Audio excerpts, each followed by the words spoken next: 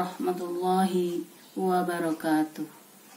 Bismillah, alhamdulillah, wassalatu wassalamu ala rasulillah Sayyidina Muhammad wa ala alihi wa sahbihi wa mawala.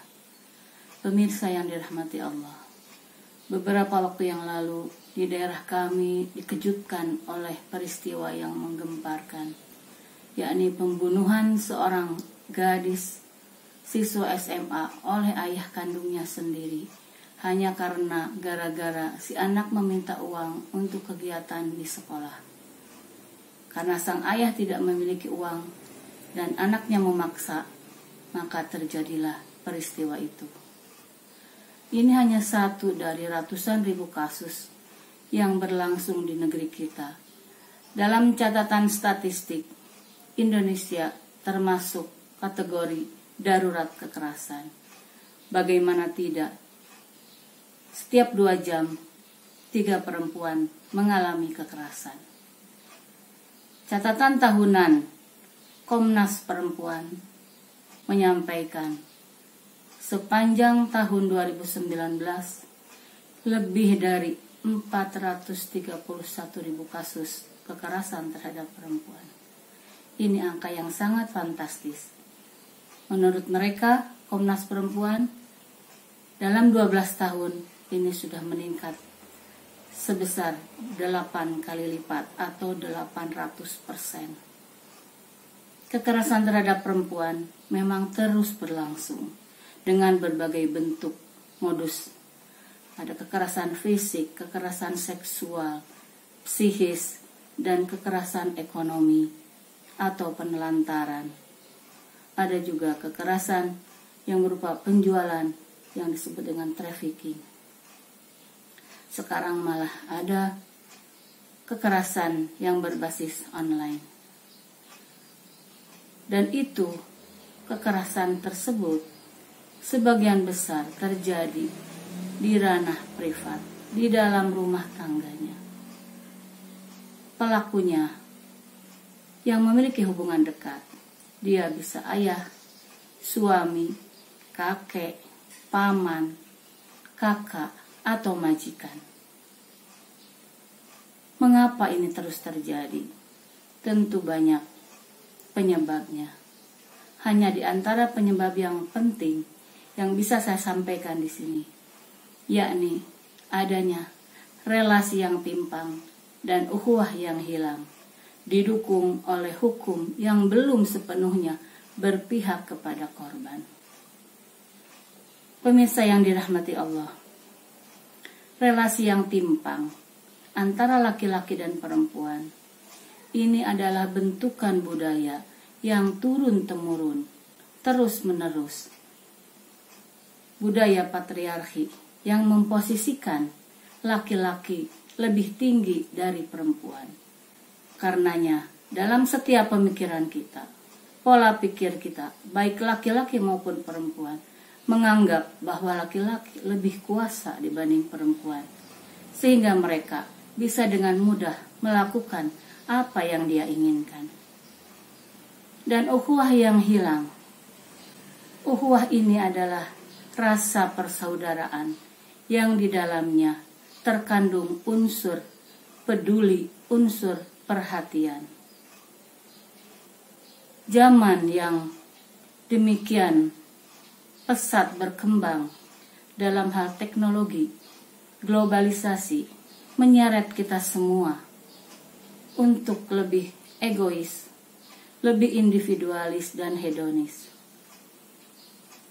Lalu bagaimana kita harus menyikapi semua ini untuk berupaya menghentikan kekerasan terhadap kaum kita perempuan? Para ulama dan beberapa cendekia menggagas yang disebut dengan ukhuwah nisaiyah. Gagasan ini disampaikan beberapa belas tahun yang lalu.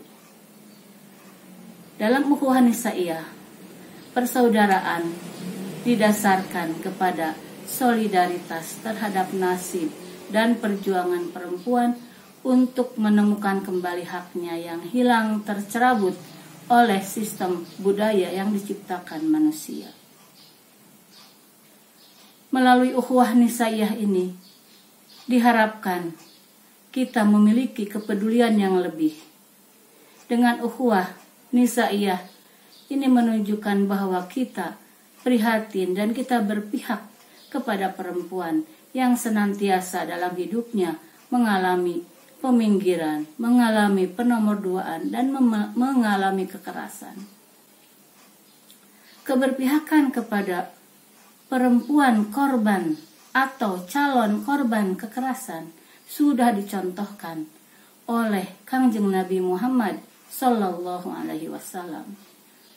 Dikisahkan bahwa ada seorang budak perempuan yang mukmin yang oleh majikannya akan dijual kepada seorang Quraisy dengan motif bahwa nanti kalau perempuan ini hamil dan melahirkan, anaknya akan diambil oleh majikannya itu.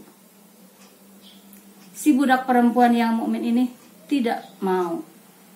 Dia mengadu kepada Nabi, dan pengaduannya itu didengar langsung oleh Allah Subhanahu wa taala, sehingga menjadi sebab turunnya Al-Qur'an ayat 33 surat An-Nur. A'udzu billahi minasyaitonir rajim. Bismillahirrahmanirrahim. Wala tukrihu fatayatikum 'alal bigha'i in aradna tahassuna litabtagu aradal hayatid dunya. Wa may yukrihunna fa innallaha min ba'di ikrahihinna ghafurur rahim. Al-ayah. Sadaqallahul adzim. Janganlah kamu memaksa budak-budak perempuan kamu untuk melakukan pelacuran, sementara mereka menginginkan kesucian, hanya karena kamu mencari keuntungan duniawi. Dan jika kamu memaksa mereka, maka sesungguhnya Allah, setelah keterpaksaan mereka itu, Maha Pengampun dan Maha Penyayang. Ayat ini memberikan pelajaran kepada kita bahwa Al-Quran berpihak kepada perempuan. Berpihak kepada perempuan meskipun itu budak, untuk memiliki hak kontrol atas tubuhnya dan dirinya sendiri. Dia tidak menginginkan eksploitasi. Karena itu, eksploitasi atas dasar apapun dan kepada siapapun perempuan itu tidak dibenarkan oleh Allah Subhanahu wa taala. Ayat ini juga mengajarkan keberpihakan kepada calon korban dengan Allah Maha Pengampun dan Maha Penyayang. Berpihak kepada korban dengan Allah Maha Pengampun dan Maha Penyayang. Jadi, pemirsa yang dirahmati Allah, sebagai ungkapan keberpihakan kita kepada para perempuan, maka marilah kita meningkatkan kepedulian kita, meningkatkan perhatian kita, dan kita juga ajak kepada masyarakat, anak-anak kita, murid-murid kita untuk berupaya membantu menghentikan, memutus mata rantai penyebab kekerasan terhadap perempuan. Apa yang bisa kita lakukan? Di antaranya, kita bersikap tegas kepada pelaku. Kita dukung pemerintah atau lembaga-lembaga terkait untuk bisa menegakkan hukum yang adil dan tegas. Selanjutnya, kita juga harus memiliki pola pikir berpihak kepada korban. Kita pahami mereka, kita pahami kondisi dan keadaannya, kita sayangi dan lindungi mereka. Bukan sebaliknya, malah dikucilkan atau diberi label negatif yang menambah penderitaan mereka. Kita juga bisa lakukan untuk memutus mata rantai penyebab terjadinya kekerasan terhadap perempuan adalah dengan melakukan edukasi kepada generasi muda, kepada laki-laki dan perempuan. Kita ajarkan mereka nilai-nilai Islam yang rahmatan lil alamin, nilai-nilai kesetaraan, nilai-nilai keadilan, nilai-nilai kasih sayang, dan keberpihakan kepada kebenaran. Kita juga berikan informasi kepada mereka tentang seluk-beluk persoalan yang menimpa perempuan ini. Bentuk-bentuk kekerasannya apa saja, bagaimana modus terjadinya, dan bagaimana kita bisa menghindarinya, sehingga mereka bisa menyiapkan diri untuk tidak terjerumus ke dalam kekerasan itu, baik sebagai pelaku maupun menjadi korban. Kita juga ajarkan kepada mereka untuk memiliki kepribadian yang kuat, pribadi yang mandiri, yang memiliki kewaspadaan dan memiliki kesadaran akan perlindungan terhadap diri sendiri. Pemirsa yang dirahmati Allah, sejatinya segala jenis ukhuwah yang kita miliki, ukhuwah Islamiyah, ukhuwah wataniyah, ukhuwah basyariyah atau insaniyah, adalah semuanya ukhuwah nisaiyah.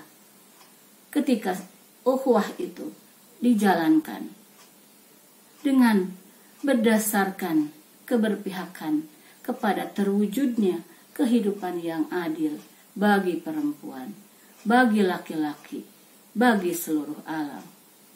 Wallahu a'lam. Demikian. Wallahu yarhamuna birrahmatit tammah fid dini wad dunya wal akhirah. Wassalamualaikum warahmatullahi wabarakatuh.